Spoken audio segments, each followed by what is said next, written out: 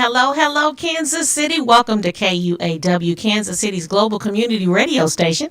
You are tuned in with Jessica Lynn Speaks Life, and I'm so excited to sit at the table of purpose with this beautiful woman, Crystal Reed. We're so excited to have you today. Say hello really quickly to the people. Hello, everyone. I'm excited to be here. Amen. Awesome. Well, I just wanted to say thank you, Kansas City, for supporting the radio station, KUAW.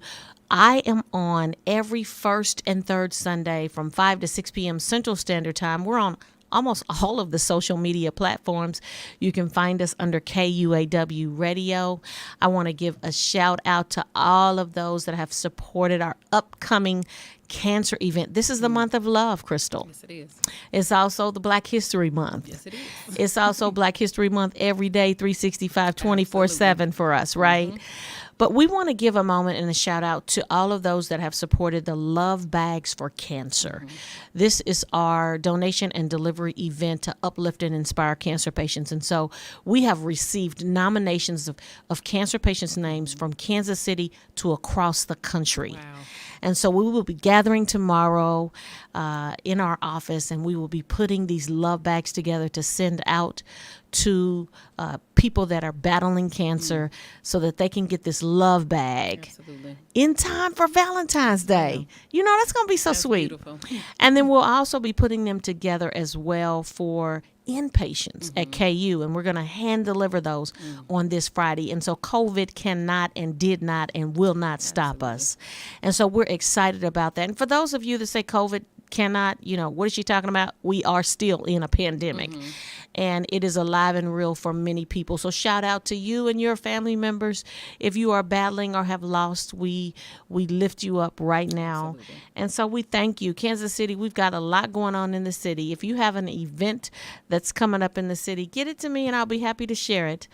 We are gearing up for our 10th anniversary. Giving Hope and Help is 10 years old this November. So we're gearing up for that, and we want everybody in Kansas City to be there. You'll learn more about that all the way up until the day of.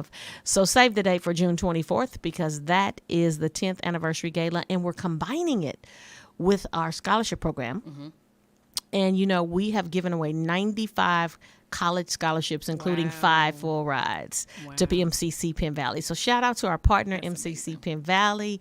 We're excited about that. And so we are accepting scholarship applications right now. So if you have a senior in high school with a 2.5 GPA, please go to givinghopeandhelp.org to make sure that you complete the scholarship application. There's 2 applications, one for a full ride scholarship, which is for high school seniors or single parents. If you're a single parent and would like to go back to college with a full ride scholarship to MCC Penn Valley, please go to givinghopeandhelp.org and apply for our scholarship. Our scholarship package is amazing. I'll let you take a look at it. It's so amazing. We've got new things. We've got a new corporate sponsor to provide internships. So it's going on and popping in the education arena. So I had to give those shout outs and that information. And now we can move on to our beautiful guest, Miss Crystal Reed. Thank you. Wow, she is killing it. What I love most about Crystal is she has taken her gift and she has dominated her gift. And that's what we are supposed to do. We're supposed to dominate in this land. Absolutely. And we have gifts and talents, and they will be rendered to someone else if we don't use them. Absolutely. And so let's talk about you. I have an introductory here, but I love to let people introduce themselves because no one knows you more than you. And yes, so if you miss anything that's on my write-up, you got me. I'll say it. But I'm going to let you speak about yourself, introduce yourself to the people, and tell us a little bit about you, and then we'll start talking about purpose, passion, and power. All righty. Thank you so much. It is a pleasure to be here. I'm excited to be here. Any opportunity I have to talk about what God has done for me and the gifts that He's given me, I'm taking that opportunity to talk. So I'm happy to be here. But my name is Crystal Reed. I am a wife and mom. I have 3 beautiful little children. My husband and I have been married for 11 years. I have spent a lot of years in the education field, and I've been able to work with a lot of kids and touch a lot of lives. But I've known from day one writing was my purpose. And so I'm here now as an author. I guess I can put that title behind my name now. I released a book 2 years ago called Hugs from the Sky that talks about grief. And it's something that I wanted to produce for kids because we often overlook kids when it comes to death and grief. They're usually the last to be checked on. They're usually the last to even be thought about. We get to doing meal trains and we check on the parents and the adults and we're worried about the bills and how everything's going to be paid for, but we really don't stop and think about how are the kids handling this situation. So because I've been in that space, I wanted to create a resource that would help kids during that time. So that's where that book came from. And then my second book I just released for the organization Turn a Page KC. I do want to make sure I say that it is not for me. It is for an organization called Turn a Page KC, but it's called I Can Be Me in KC.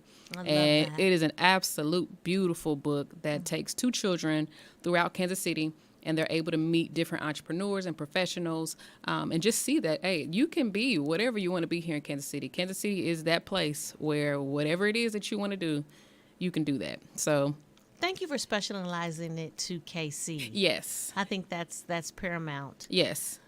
Because it could be just named I Can Be Me. Anywhere. Yeah, anywhere. But we're saying Kansas City, which means we have a lot to offer. Yes, we do. And we have a lot of prominent people in the community that Black and brown children need to be exposed to. Yes. So that they can know that I can be that. She looks like me or he looks like me. Absolutely. And oftentimes, of course, when they look at TV, they may not see themselves. Yes. See themselves now more than ever. But I can remember never seeing myself. I began to watch the stories, Young and the Restless, when I was 4 years old. My show. My show. I don't watch it anymore, but I used to watch it because my mom would watch it. And I would watch it at 4 years old. And I would also, as I grew up, watch it with my grandmother and check on what's going on with my grandmother when I was at work or missed it or whatever. This was prior to DVD and DVR and all of that. It was live, and you had to catch it right then and Right, there. it was live, and you had to catch it there. And I can remember as early as 4 years old looking at Young and the Restless and never seeing me. And I remember literally thinking in my mind, I could never be on that TV because there's nobody like me. Exactly.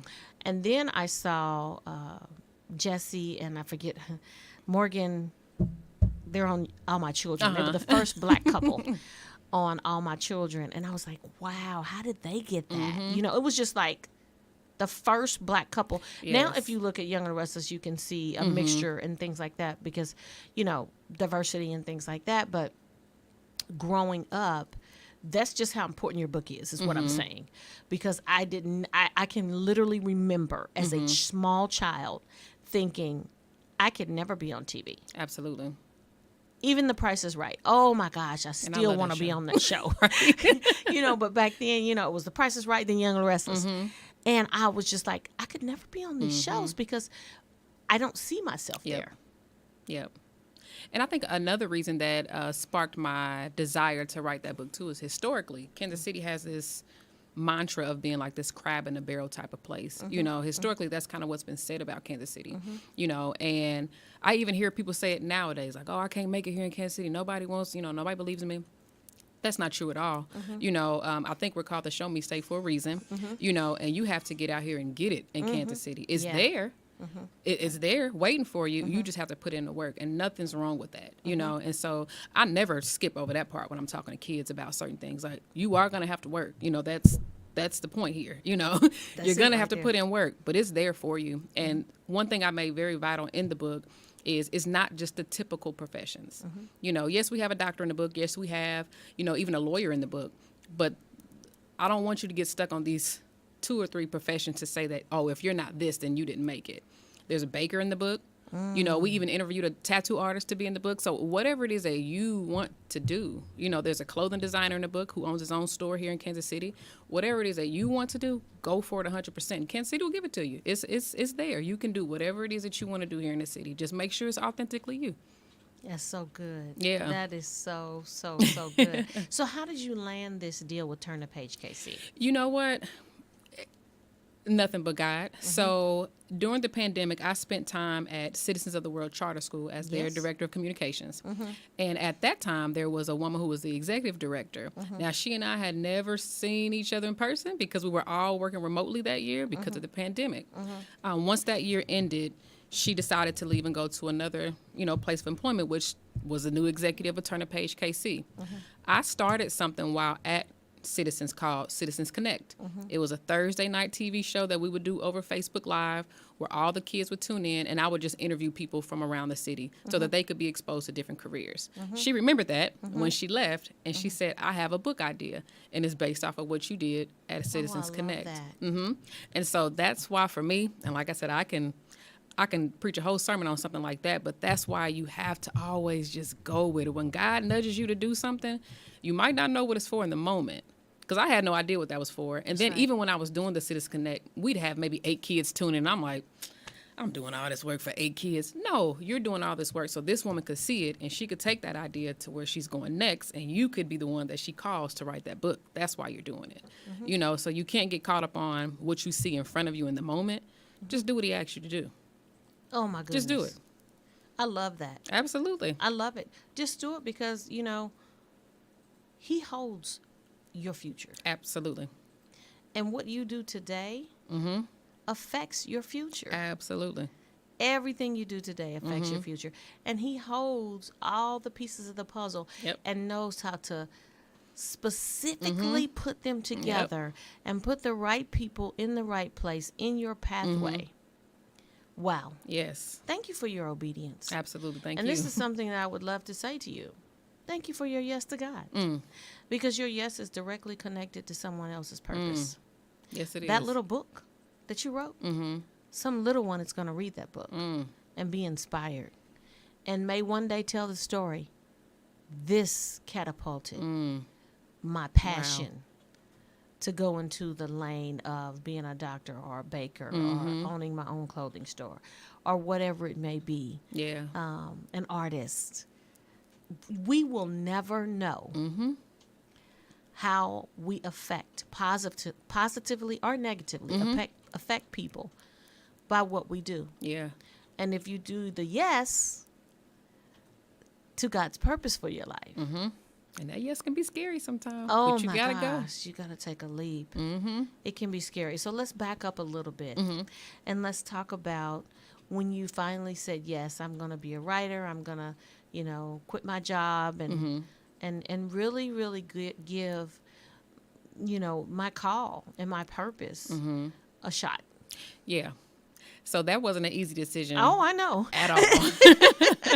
And it's still a little scary sometimes, but it wasn't an easy decision, but it was necessary.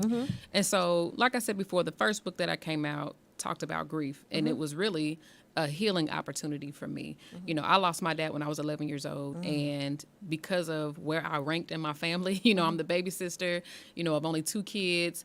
Me and my mom were the only 2 that lived together. My sister had already moved out. Where I ranked, I had to almost be the strong one.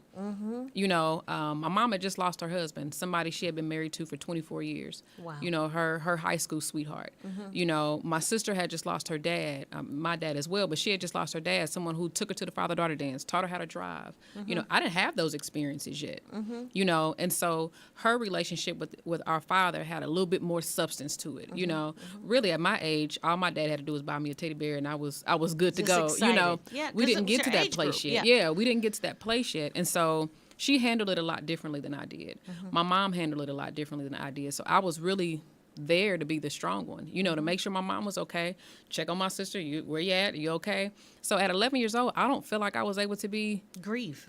I couldn't do it, not as an 11-year-old. And so I balled all that up, took it with me, carried it with me over the years, but I always found myself writing something. I always found myself writing something out. Even when I go to my mom's house now and I go to my bedroom at her house, I'm like, what did I write in this notebook? Just finding random notebooks around the bedroom. And it's like, man, I've been doing this for a long time. Purpose. And even when I would, as a kid, I remember I would write little Christmas cards and stuff like that to the family. And everybody's like, wow, Chris, like, this is you. Like, you always write something. You made me cry when you wrote that. So I knew I always had the ability to kind of strike at the heart with my writing, you know, to be transparent through my writing. And I always knew that. So I just carried that with me. But the first book, I said, you know what, Lord, I've never been able to heal from that. So I'm going to write this out like I do all the time. I started writing and I'm like, well, this sounds good. If I don't say so myself. Right. This sounds good. And so I'm like, you know what? There's always a purpose to a pain, you know? And I said, I'd be darned if I let my dad's death be in vain. That's good. Something had to come from this. He didn't just die for no reason. Yes. You know, he never got to meet my husband. He never got to meet his grandkids. It's not going to be in vain. So there has to be a reason and a purpose for this. And I think the first time that I knew that I'm like, oh, okay. All right, Lord, you got me on that one. Good one. Thank you for giving me that little nugget. Was when I met a kid at a local high school here, or an elementary school here, and they had got my book from the library. There you go. And they came to me and said, my dad passed away last year, and I read your book, and I know he's okay. That's it. That was it. I'm good now. My dad's like, his death wasn't in vain anymore because that little kid found comfort. And what's so awesome about your yes is he will always send confirmation. Absolutely. And that was a confirmation that you're in the right lane. Absolutely. You're doing what I told you to do. And you are bearing good fruit that will remain. Yes.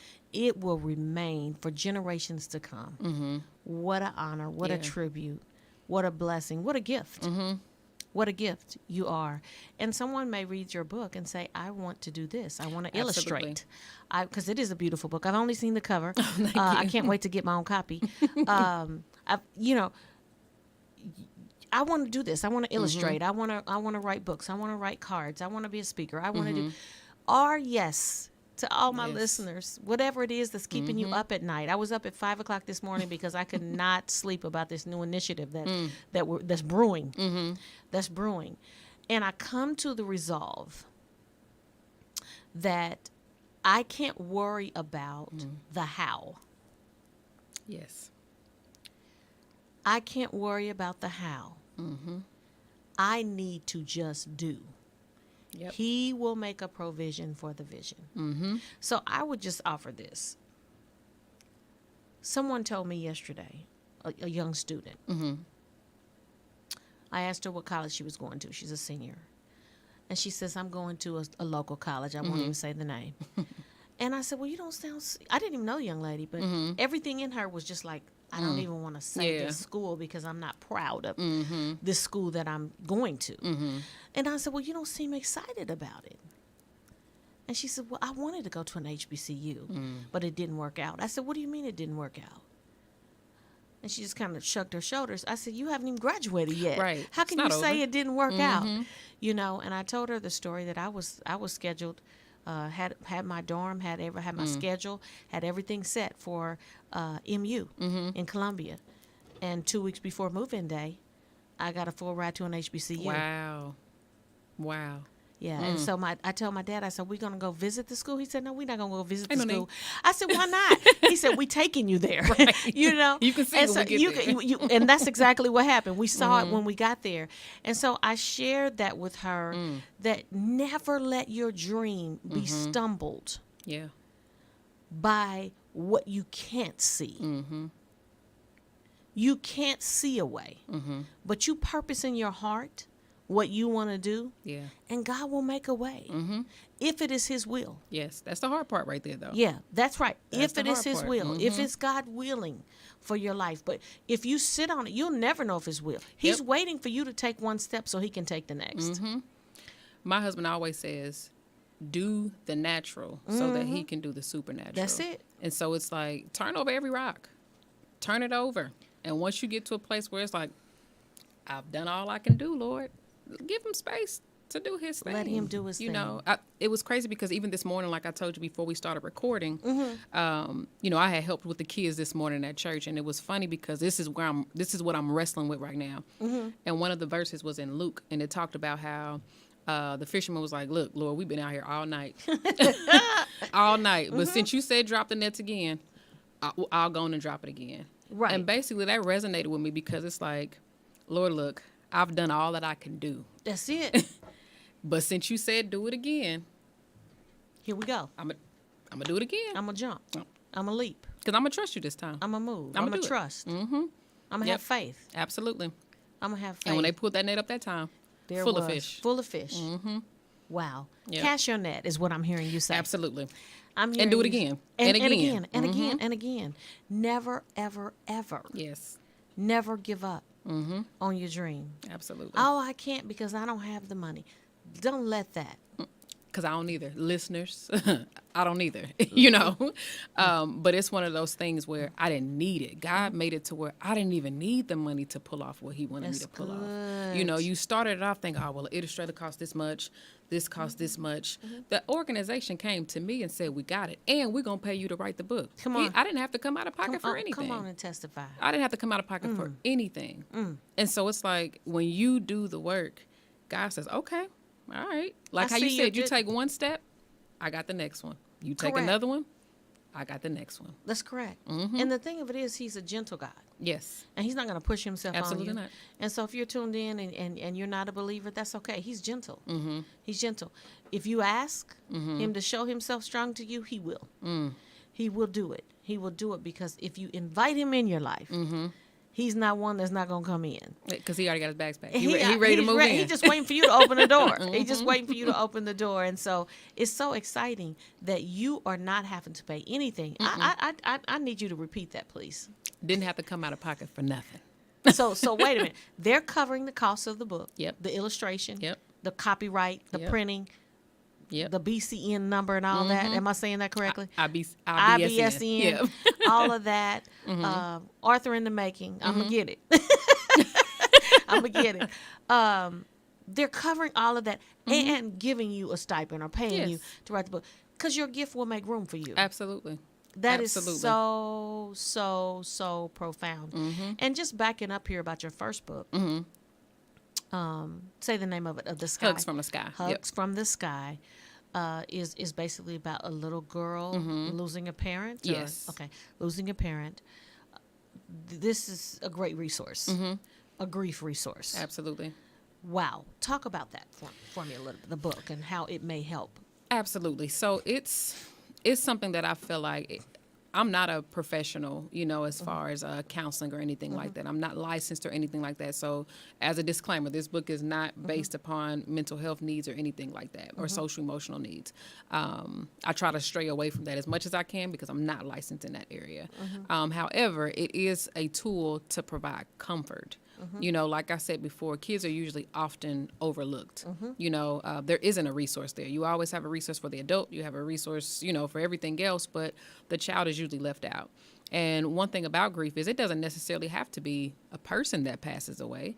If a kid loses their Dog, goldfish, dog, whatever it is, for them, that's grief. that's a lot. If their best friend from the neighborhood moves to Texas, that's grief. Yes. You know, and so there aren't a lot of resources that say, hey, you're going to feel this.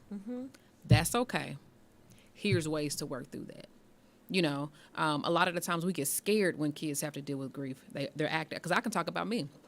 When my father passed at the end of my 5th grade year, I then transitioned to 6th grade the very next, a couple of months, because it was over the summer. A couple of months I transitioned to 6th grade, which meant I went from one teacher in one classroom to 6 teachers and 500 kids, I'm guessing, you know. So everything changed for me. My home dynamics changed. I'm switching schools now. You know, I don't have a rapport relationship with these teachers here, you know. And so if you were to ask any 6th grade teachers at Lincoln Middle School in 98 to 99, they would probably say Crystal Cheatham was a handful, you know. But that's because I didn't have a resources to say, you were going to feel this way, and here's how you deal with it. And how you process this loss. At all. There was nothing. And you were expected to go on status quo, and it wasn't status quo. Yep. Your whole life had been changed Absolutely. upside down. Absolutely. So there was nothing there. And so what I did was I acted out. You know, whatever came out my mouth to a teacher is what came out my mouth, you know, because I don't know how to process what's going on in my mind right now. You're angry and hurt. I'm angry. I'm hurt. I'm devastated. I'm confused because a part of me feels like my dad left when actually he died. And then the other half is like, well, God, why would you take my dad away from me? So now I'm supposed to believe in you and you took my daddy away? Like, what's What's going what on? is this? You know, my mom's not the same, you know. Oh, she's grieving too. Exactly. Yeah. You know, but as a kid, it's like I can't process all that. You know, all I see is when my mom comes home from work, she goes straight to her room. That's not what I'm used to. You know, You're I'm used isolated. to us baking cookies. I'm used to us doing this. But I'm not understanding that lady just lost her husband. Like, he's She's gone. doing the best she can. Exactly. You know, and that didn't really dawn on me until I became an adult. You know, me being married now, I'm like, I don't know how I would cope if something happened you to would my cope husband. much differently because 'Cause of I what know you it. know. And when you know better, you do better. Absolutely. And when Absolutely. you know, we as and this is not necessarily a cultural thing, but I can only speak for my culture. You know, we are expected to keep it moving, Push it under the rug. push it, keep it going. We're just now accepting therapy. Yes. We're just now accepting counseling, but we have hundreds Yeah. of years of suppression, Yes. oppression, omission, invisibility, if that's a Right. word. you know, you know, my husband, you know, was killed, and I got to keep going. I got 4 kids. I Absolutely. got to keep going. You know, this is the we don't even give ourselves time to breathe Yep. and break and process. Your mom immediately probably got a job so she can keep Absolutely. things going. You know, and she provided a roof over your head, and at She that did. moment, that's all she could do, Yep.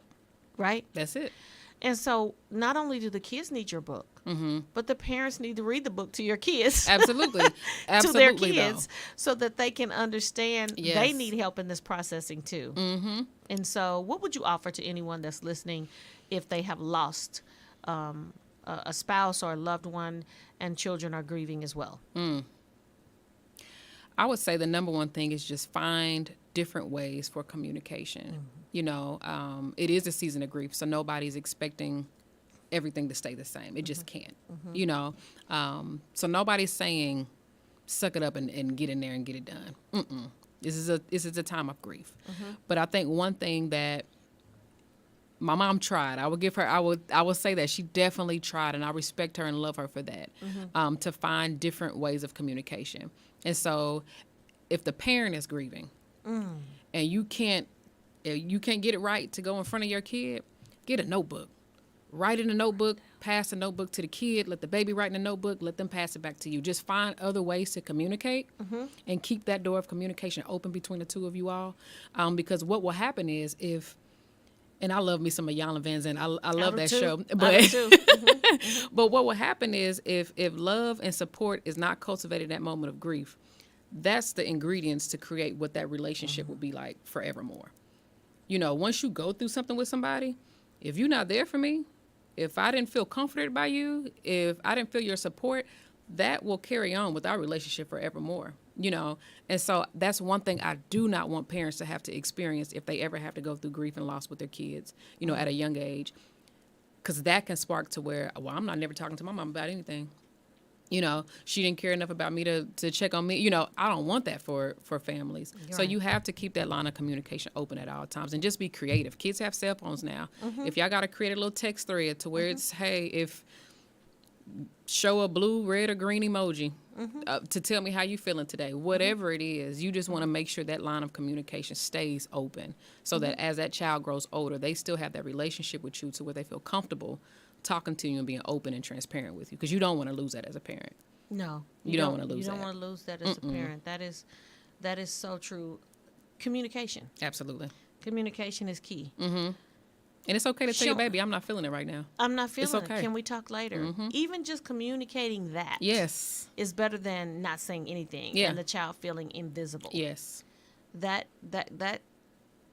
is a breeding ground for depression, suicide, Yes.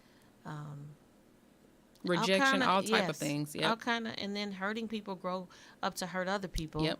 So they get in relationship and keep the cycle going with their children, and then it becomes generations of, you know, Hurt people. you heard, you know, all of them, they crazy, all of them. Yes. You know, All of them is really just hurting. Didn't nobody say nothing where to did them. it start? You know what I mean? It started somewhere. Yeah. It started somewhere, and somebody kept up the quietness, and I believe that is one of the biggest fallacies of our generation. Yes. and of our culture due to slavery. Yeah. Because if you go back, I mean, we just get it. We ain't got time to waste time. Come on. Let's go. Yep. If you coming, you coming. If you ain't coming, and Right. that's the attitude that Harriet Yeah. Tubman had to have. Yeah, she did. If you She coming, did. you coming. And if not, Are gone. you gonna be you gonna be staying a slave. Yeah.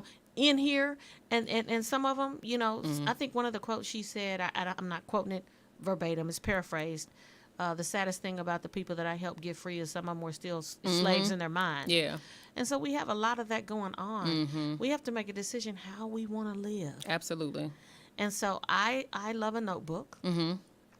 I love a 70-page spiral notebook. Oh, got to have a spiral now. It's the 70-page spiral with the crazy wire that's crazy at the That'll tip. come off at the top. That is what I ask people to do. They say, how did you start what you do? How do you do what you do? I got a 70-page notebook. And just started. And I just started writing, and I started writing my things. And now I've upgraded to my notes on my cell phone, Uh-oh, now. Come which on. I was on at 5 a.m. this morning, writing my goals. And these are stretch goals, writing the things that you want to do. What is it that you want to see? What is it that you want to see you accomplish? Yeah. Yeah. These are personal things. And how are you going to get there? Well, the first thing about it, I'm sure you wrote it down because you're a writer, what you want to do. Yeah. And then you started doing little things to get to what you wanted to do. And next thing you know, you done ran into it. Paid for. Come on. Done. Done. But where did it start? Yeah, it has to start with commitment. Yeah. That's the very best thing, because for me, and I think there's other people that think just like myself, where you second guess everything. Yes. You don't, can I do this? Will the people like it if I do it? Even being on a radio show right now, I know when I can talk country as all get out. So sometimes it's like, will they even like what I got to say? Well, am I going to sound right? It doesn't even matter. Nope. It does not matter. Just That's go the for it. beauty of who we are. Yes. Yes. Our wrong slang and our incorrect language. Because I'm going to throw finna in there somewhere. You know what I'm saying? It is the beauty of who we are. And our own the uniqueness. individual identity. We're all cut. None of us have the exact same. This is amazing. None of all us. of these. And There none is of these not- are the same. That's none the of crazy part. The fingerprints. None of them are the same. Yeah. So we are fearfully and wonderfully Yes. made Yes. and created by God to do great things. Wow. Yeah. You're a total inspiration. Thank you. Thank you. Wow. So has your kids read the books? I mean, Yes. talk to us.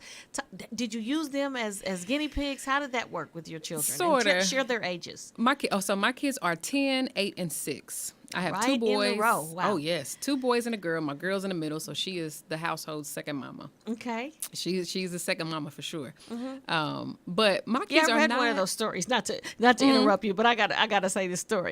When your son left, he left the juice on the counter, Oh yes, and she drunk some of it. because she And said don't leave it on the counter. she says it's open to the public. You leaving your stuff out Right. there. I love her already. Oh Yes. gosh, Oh, she's all of that. she's all of that. she's She said you all left your of that. juice on the She said counter. don't do it then if you don't want me to sip it. Don't Simple leave as it out that. there. But and that's one thing too. My kids are definitely inspiration for me. A lot of my writing stems from them and my experiences for them. But my kids are not, and I'll give credit to my husband and myself how we raise our kids. They weren't necessarily wowed that Mama wrote a book. Well, Because Mama, it's the natural progression. it's the natural progression. And Mama, you told us to go hard on the things that we do. That's So what you're you're just doing. showing the example. Exactly. So they weren't necessarily wowed by it. They was like, oh, that's cute. You know. Now they have asked me to write a book for them, and I am in a process of that. You know, but they're not. So they're all going to have their own character. Yes, I love yes, that. that's a must. Before they get a little too old and it becomes juvenile for them, I want to make sure I get that out. You and better have them get it now, experience. because in a minute they ain't even want to talk to you. Oh yes, my 10-year-old's almost there. Oh my He's goodness! almost He's like, there. Mom, okay. He got a little chain for Christmas, and that just changed his whole When lifestyle. his whole just bumped his ego Whole all the nother way young up. man. Whole nother young man. I loved it. Been there, and it's so fun. It's It so is. fun to see, and it's so fun to watch. It is. I love that, and the way they interact with each other. So talk to us a little bit about how things are, how you keep the memory of your dad alive with your children. Oh yeah. And see, one thing I share that the physical body may be gone, but the memories remain. And so how do you teach them about your dad and the memory, and how is it for them to process that they get to grow up without their grandfather? So I'll have to start with myself first, because that has been something that I've wrestled with for a very, very long time. You know, I did not want my kids to not grow up with a granddad. You know, I just couldn't. I couldn't handle that, especially having boys too, you know, and knowing the type of dad my dad was. I mean, he was going to have them out there playing flag football all day. Like, he was just a very active dad. So knowing that my kids wouldn't grow up with that, I just couldn't take Face that. it. You know, but luckily, my husband has an amazing dad. My father-in-law is the best. Wow. I mean, the absolute best. And so he was, God got me on a solid right there. He gave me a So solid right awesome. there with a terrific father-in-law. So they do get to experience that grandfather-ness, you know. And my father-in-law is definitely country, you know. So if the kids go that's over there, so they're going to good. sit on the couch and eat little, what's it called, hog head cheese and crackers and watch some Westerns. I want that for my kids. Sure. You have to have those type of experiences, you know. But unfortunately, my husband, my mother-in-law, my husband's mom, she passed away 2 years ago. I'm sorry And to hear so, you know, that was another layer of grief. And I'm like, oh, God, come on. Like, I want my kids to have that rich relationship with their grandparents, you know. And so while I'm trying to keep my dad's memory alive, I also want to keep, you know, my mother-in-law's memory alive for them as well, too, because those were two dynamic people that y'all got to remember. This is y'all heritage. Y'all come from Yes. these people, you know. Yes. And so as far as my dad goes, my sons look just like him. You know, my sons look just like my dad, you know. I have a lot of his mannerisms, so I always try to call that out. You know, y'all, you looking just like your grandpa right now, you know. I've taken them out to the cemetery. They don't really understand that concept just yet, you know, but I do want to show them, like, this is a part of life, you know, and I try to teach them the love with the hand open concept. You know, God gives us a lot of things, but God also said that everything in this earth is his, and he gonna take it back. You know, it's his stuff. And so I try to teach them to love with an open hand, to where if I lay something in my hand right now, I can feel it, I can smell it, I know if it's warm or if it's cold, I can still love it with my hand open, you know, but understanding that God can take it out my hand at any time. But if I'm doing like this, when God takes it away, that's going to hurt, you know. So I try to teach them to love with the open hand concept, you know, that there is a possibility that in your lifetime, I might go. Your dad might go, you know, your grandmother, your grandfather that's left here might go, you know, and you just have to be prepared for that, not to get them scared or Sure. anything, you But it's know, life, but and it's it's realistic. life. It's life, and it's realistic. And I thank you for teaching them that, because a lot of kids who are not aware of that have a self-entitlement. Yes. That I can treat my parents and treat my loved ones any way I want to. And those are the ones that are trying to crawl in the casket, Right. because they thought that they had time and they didn't think that this person would ever leave here. And we have to be very cautious about that with raising children and turning our mindset. Yeah. It's not promised. Tomorrow's not promised. And not even for yourself. Correct. You know, so kids, don't slack off on a day. Correct. You know, don't. And I really want my kids to every day, every 24 hours you get, whatever you got going on in your 10-year-old or 8-year-old or 6-year-old mind, that 24 hours is a gift. Live it. Do it. Do whatever it is. If my youngest son wants to do 6 flips on a trampoline and then zip down it, go for it, baby. Go for it. I mean, because this is your 24. I want you to live it to the fullest. I love that. I love it. Live your 24 Yes. to the fullest. To the fullest. Because all we have really and truthfully is right now. This very moment. And I'm just grateful. We have to be grateful. Yeah. So my word for, well, what is your word or your phrase? I know you got something for 2023. 2023. I would say it's kind of what I just said earlier, that my husband tells me all the time, like, do the natural and let God do the supernatural. So I'm going to do everything in my power to do what I feel like he's told me to do. That's it. That's all I can do. So I'm going to do it, regardless if I got the money, regardless if I feel like I have the knowledge, regardless if I feel like I have the correct connections. I'm going to do it. And I'm going to just pray and hope and trust that he got the rest. And he'll fill it in. I always say, do your best and God will do the rest. Yes, ma'am. Do your best and he will do the rest. And when he sees you taking that one step, he'll put you in the path. Yes. True story. Something just happened to me earlier today. Actually, about 2 hours ago. I am in the store and I am purchasing word search books for cancer patients to fill our love bags. Now, I fell in love with word search books as a child because my grandmother loved word search books. And she taught me how to quickly find the words. Oh, you got secrets? I got secrets. And so this is my way of honoring her and paying tribute to her in the love bags. Yeah. So we put the large print, the full big book, so the patients, they can do that while they're in the hospital or while they're getting their chemo treatment. And it's good brain therapy. Yes. So I'll go over to the word search book section, and there's an older lady there, and she's so super excited about the word search books. She has her daughter with her, and she said, "Oh, I've never seen this many different ones," and she was just so excited about these word search books, and they were buying a lot of them. And the daughter says, "Oh, I'm so sorry. Let me move my basket." I said, "Oh no, I'm just buying some for cancer patients." And she said, "For cancer patients?" I said, "Yes." I told her I was doing. And she said, "Give me 5 of your books. I'm buying your books." And I said, "Oh, that is so Wow. kind." And she says, "I lost a friend to cancer last wow. night." Okay, here we go. Right, because water works at this point. Here we go. You know what I mean? I lost a friend to cancer last night. And I'm like, oh my God. So she gives me her card. "If you're ever doing this again," I said, "Well, we do this all the time." And, I told her about giving hope and help. And she says, "Well, we're going, Mom." And Mom is so excited. "Oh, thank you for doing this. Thank you for doing that." So we're in the line, and I put all my books up there. She's behind me, and she says, "I'm going to pay for mine, for you, and then I'll give them to you." And I said, "Okay." So I'm looking at the cash register. I had all these books, and I looked at her. She says, "Just to let you know, I took some more of your books." So she Wow. took some of mine off of my area Wow. and paid for more. And she said, "God only asks us to be kind." That's it. This is a perfect stranger. God only asks us to be kind. And thank you for what you do. And we went on and we took a picture, and her mom hugged me and kissed me, and oh my gosh, it was just like I've been knowing these women For years. But there was a time when we started this Love Bags for Cancer where I didn't have money for the word search books. But when you say yes to your purpose, and I will back up and say that this was birthed out of my niece's death, who was battling cancer. Wow. So this was inspired by her. When she was still alive, I launched Love Bags for Cancer to support women and men for Valentine's Day that were hospitalized. And so we have continued on. This is our 9th year. Over 600 cancer patients have received these bags. What am I saying? I'm not bragging about that. What I'm saying is when you do what you're supposed to do, you'll never know the lives that you touch and bless. This woman just lost a friend last night to cancer. This really empowered her.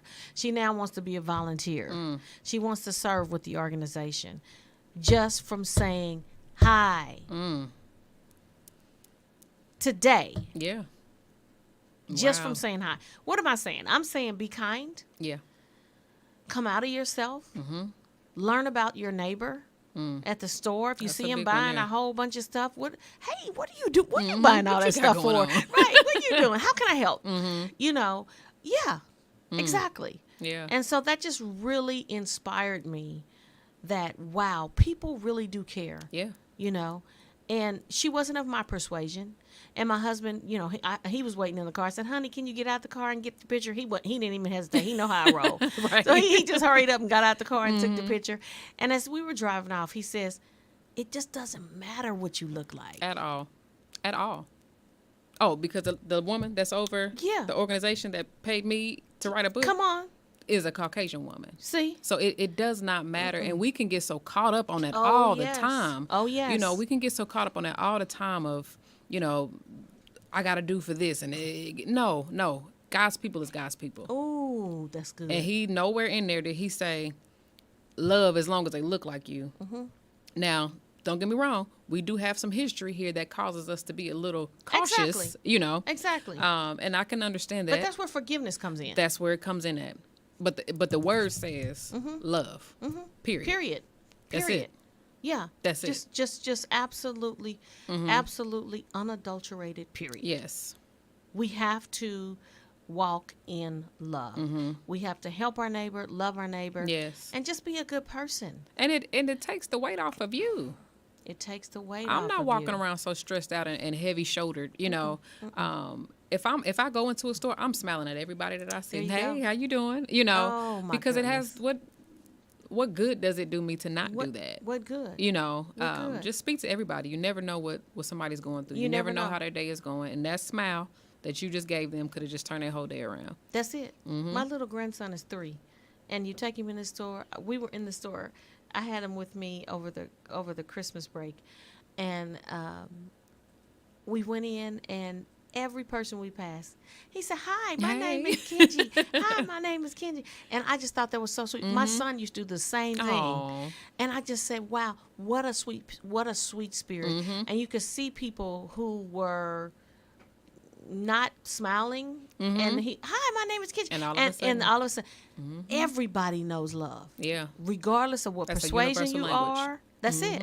Everybody knows a smile, Yeah. and everybody knows a love. We even know what a smile looks like with the mask on, Right. Because our Little eyes are cheeks. smiling, you Right. know. And so, be encouraged to love. Absolutely. Be encouraged to move and do the right thing and be nice and be kind. And when someone is mean to you, just say, "I hope that your day is getting better." Absolutely. I've done that Absolutely. at the cashier. Ooh, I had a nasty cashier person ringing me up, and I mean just throwing my stuff in the bag, and you know we can get out of character. Like, why she didn't? You don't know what's going on with her, right? You all right, baby? You don't know what's going on with her. And I said, "I hope that your day gets better." And her eyes filled with tears, and she said, "My daughter is in an abusive marriage." You never know how close the person. I remember I started going to counseling about 3 years ago. And to your point, I was like, "Oh, God, I don't go no counseling." You know, I sat in that chair. That lady asked me one question, and I fell apart. Wow. Fell completely apart. Wow. And it's like, you just don't know how close somebody is to that edge. You know, sometimes we look at our community, it's like, I get why some of this stuff is happening. Everybody is that close. You know, and all it takes is that one thing. Had I just said, to your point, "Baby, I hope your day gets better." That could have changed the whole trajectory of how certain situations went. You know, if you cut me off on the highway, you got it. That's it. Or what I'm going to do, go 90 miles an hour to try to catch up with you now and to Road rage. flip you off? For You know, like, what? what does that do? Just let them have it. Go ahead, baby. It's cool. It's no big deal. So if you're just tuned in, you're tuned in to Jessica Lynn Speaks Live on KUAW, Kansas City's global community radio station. For those of you that don't know, KUAW stands for Knowledge, Understanding, and Wisdom. And in all your ways, get an understanding. Absolutely. And get wisdom. And so we have a special guest today. I'm so excited. Wow. Crystal Reed, author, speaker, phenomenal woman, overcomer. I'm going to some of my notes now because she's got some things going on, and I've got a few more questions. Man, it's already 10 minutes till. I Can you know. believe that? We've been rolling over here. So I think we talked about all this, but on your website, you have a message about power in your message. And I always say there's power in your story. And whenever you share your story, Absolutely. you'll find out that you're never alone. So you have a point on here, overcoming childhood trauma, finding your inner strength and actually using it. Yep. And then living in love after loss. I think we talked a little bit more about living in love after loss. Let's talk a little bit about finding your strength and actually using it. Oh, yeah. We can always find our strength. It's easy to find something, you know, but are you going to put it to use? The work comes when you actually have to put it to use, you know. And so for myself, I've never had a problem speaking in front of a crowd, you know, never had a problem addressing, you know, people in public. You know, that is a thing for some people, you know, public speaking. Sure. Not a problem for me. Never had a problem with writing and articulating my feelings. Never had a problem with that. But what good does it do if you just talking to yourself in the bathroom at home and you just writing in a spiral notebook that you keep to yourself? That's You good. know, you can find your purpose, you can find your strength, but if you don't use it, then what? You might as well have just kept it lost, you know, because it's not reaching the people that it needs to reach. God doesn't give us spiritual gifts for ourselves. You know, to your point, you said this earlier, he gives us spiritual gifts for the next person. That's right. Me being able to speak in public, me being able to write had nothing really to do with me. Now, it was a bonus that he allowed me to write that first book and it helped me heal, but it wasn't for me.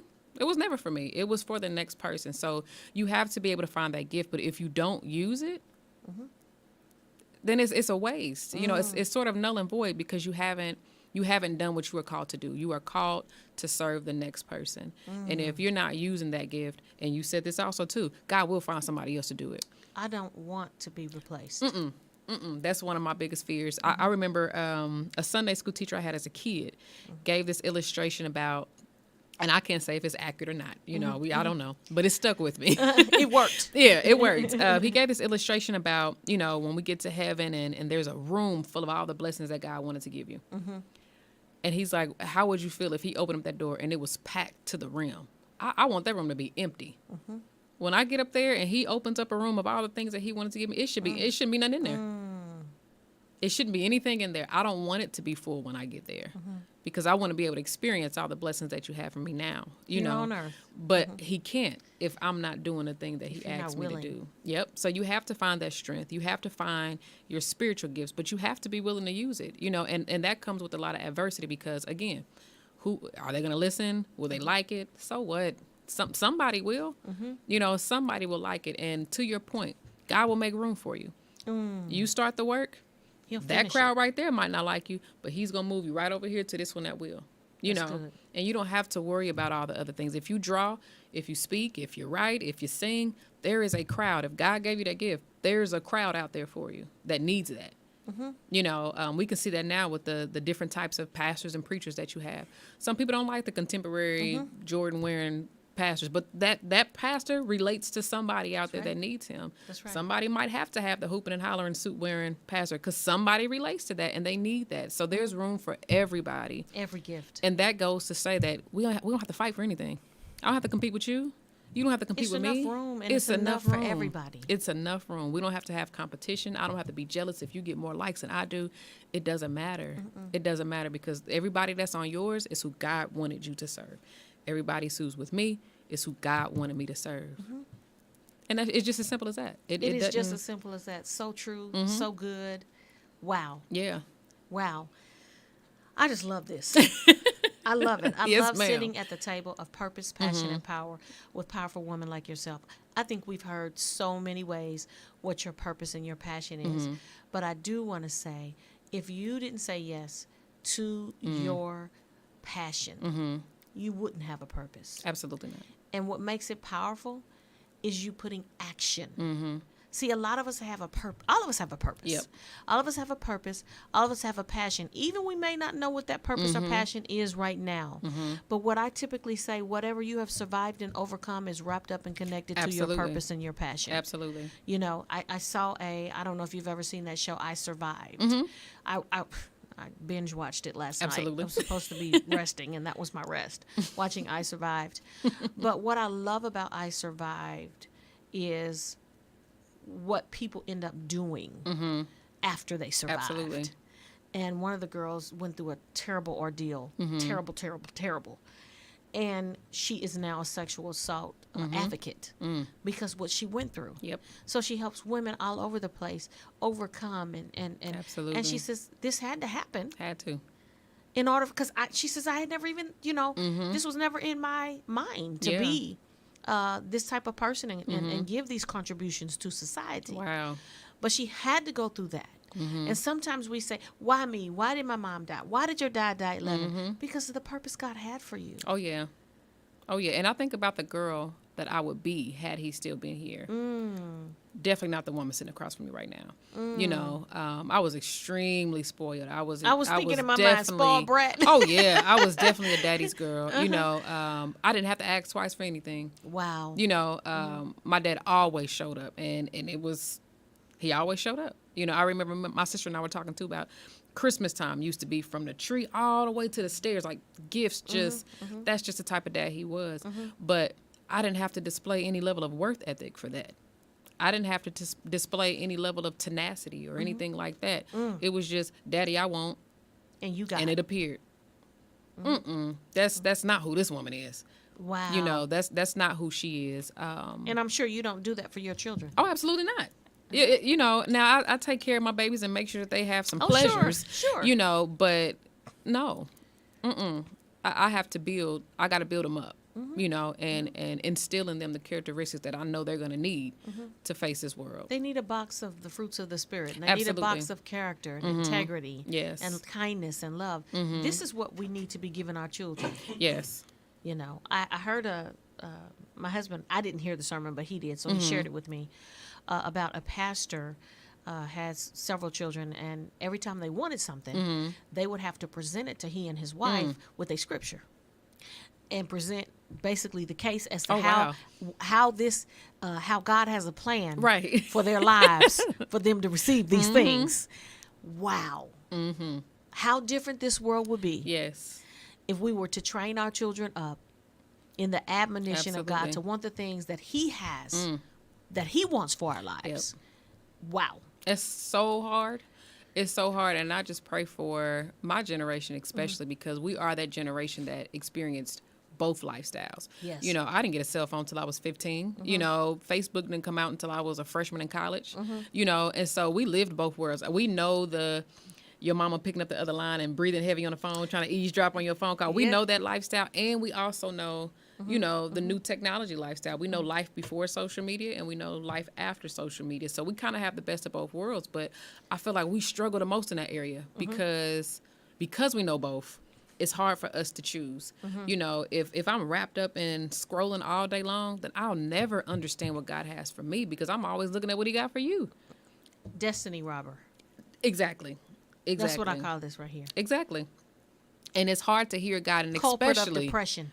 Oh yeah. Comparing yourself to others. And a sad reality about that is God's gift for everybody does not look the same. Ooh, It does that's not good. look the same. My purpose may not Wow. come with a 7,000 square foot house. It might not. And that's okay if it just might It don't not matter come. because I got a mansion somewhere else anyway. Exactly. Not made my band's hands. Right. Mine might not come with a Tesla. Come on. Come on. You know, it might not come with the Tesla, and that's okay. But if I keep myself engulfed, Come on. and well, dang, her husband just took her to the Bahamas. Well, dang, God is like, baby, turn it off so you can hear me. I'm trying to tell you what I have. I'm for trying to you. get something to you, and you trying to compare Exactly. yourself to what you don't have with others. Wow. Crystal, we're going to have you back. We got literally 15 seconds. Right. I want to thank you for coming. Absolutely. Thank you for coming on. Thank you, Kansas City, for tuned in. Listen, share this inspiration with someone today. Thank you, thank you, thank you. You can find Crystal at www.lovecreedkc.org, and that's LOVECREEDKC.org. Thank you, Kansas City. You've been tuned in to Jessica Lynn Speaks Life. Give some love today and every day. Absolutely. And be blessed.